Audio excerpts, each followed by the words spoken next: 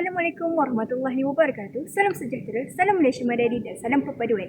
Nama yang diberi Nur Ashfadiana binti Ghazali. Saya bersekolah di SMK Sungai Burung dan kod sekolah saya ialah BEA 3079. Tahukah anda, RPM 2026 hingga 2035 merupakan rancangan pendidikan Malaysia iaitu hal tuju baharu pendidikan negara untuk melahirkan generasi murid sejahtera yang bukan sahaja cemerlang, bahkan berkualiti. Melalui konsep murid sejahtera terdapat 5 ciri utama. Pertama, berilmu.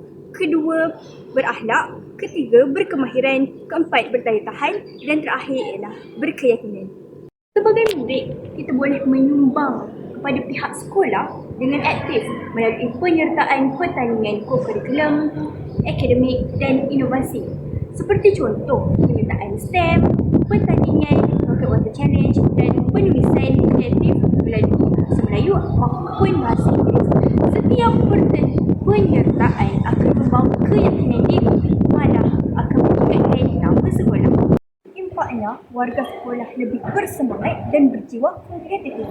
Hubungan antara guru dan murid akan menjadi lebih erat dan budaya kecemerlangan dapat dipupuk dalam suasana pembelajaran yang positif. Bersama kita jayakan program RPM 2026 hingga 2035 demi melahirkan murid sejahtera. Salam Malaysia Madani. Terima kasih.